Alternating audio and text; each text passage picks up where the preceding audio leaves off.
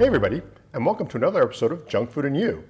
This is the podcast where I just sort of talk generally about candy, sweets, treats, whatever's kind of on my mind. Sometimes I have interviews or, whatever. It's sort of a whatever podcast. Today, I'm going to talk about two candies in particular. Two candies I've already reviewed on candycritic.org. We're going to be talking, and I'm going to have some graphics here. We're going to talk about the British Kit Kat bar and something called a Switmax.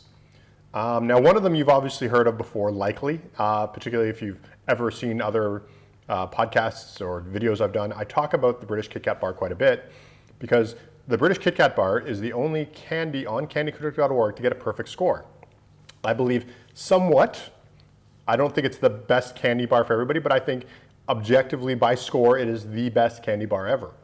No other candy has ever reached this, so no candy at all has ever reached the score of a perfect 15.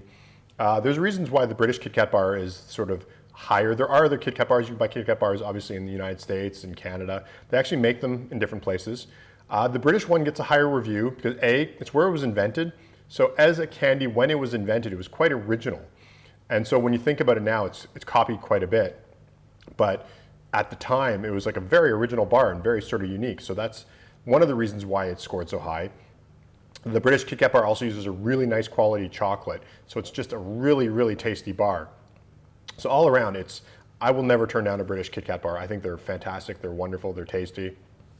A few other Kit Kats have come close. There's a few candies that are just below it, a 14.5.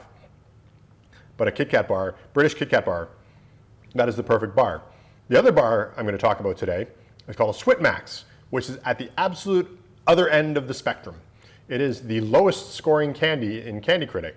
And interestingly enough, it is also the only score to receive absolutely 0. I always sort of say that candies on candycritic.org, like even the worst candy is worth trying.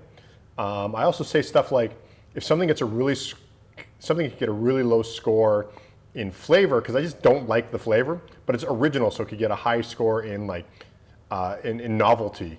Or it could even have a good texture, but a horrible flavor, or a bad texture and a really good flavor. I sort of break it apart. So, but the Switmax, I didn't like it. I didn't like it anyway at all. I would say it might be the only candy. I mean, there's some low scoring stuff. There isn't that much when you get really low. It's the only candy. I don't really recommend you get it. The reason why is because it's not original. It's a copy of basically a Snickers bar, but it's a really low-end copy of a Snickers bar. The flavor isn't great, the texture isn't great. There's nothing about it. Like I remember biting into that bar and just being totally disappointed. One of the complaints people say, I've talked about this in past videos in my questions video. People ask me, say what's the best candy you ever had? And obviously I say that the Kit Kat, the British Kit Kat bar is the number one. But then the other thing I want to get when I get a candy bar, any candy bar, any kind of candy, is I want a candy that's original, that's something that's different, that's unique. This Switmax is just a copy of a Snickers bar. It's exactly the same. The only reason I'm ever going to change the score is if the people that make the Switmax can prove to me somehow that they invented this and that Snickers was not, that there weren't other bars like that first. Like I'm assuming the Snickers sort of created that thing. It's possible someone else. I don't really know the history of that much, but unless the people at Switmax can say we invented it, then I might give them I might raise their score up, their novelty up a bit. But it was just the quality of ingredients wasn't great. The flavor wasn't great. The nuts were kind of gross. Everything was imbalanced. It was basically just a low end Snickers bar, and so it didn't even get anything for like originality because I was just disappointed because I've said it before and I just said it now. I want originality. That's what I like about this. That's why I love doing candycritic.org. It's because I love to try some treats. Sometimes I find stuff that I've never tasted before. And even if I don't like it, it's nice that it exists. It's nice that there's something different. And maybe somebody else's tastes will like it, but mine just don't. I'm willing to accept that too. But with the Switmax, it was just like, it was just disappointing and gross. And I mean, I've had treats where I've not been able to eat the entire thing because I don't like the flavor. Either it's too spicy or sometimes it's just so gross. Like if you hand me a handful of vomit flavored Jelly Bellies, I'm probably gonna have a hard time getting through like a whole bag of them. but I like that they exist because they're different. And I understand there's a theme behind it and a story behind it, you know, with the Harry Potter tie-in and everything like there's something behind it. Like they wanted to make something from a film come to life, even though it was horrible. But with the Switmax, it was just like nothing. There's just nothing creative there. And I'm sure sometimes I think that novelty is sort of the thing that trumps my brain, particularly as I've been doing Candy Critic more and more, because I want that sort of new thing. Because I've eaten a million Snickers bars and Kit Kat bars and other fake versions of popular bars. So I'm getting kind of sick of it. So maybe novelty has become a little more important to me as I've gone around. Like, I don't mind if I don't like the flavor of something, but if it's interesting, I'm good with it. And maybe Switmax fell into that trap because it was just another Snickers bar, and I'm just like, oh, again.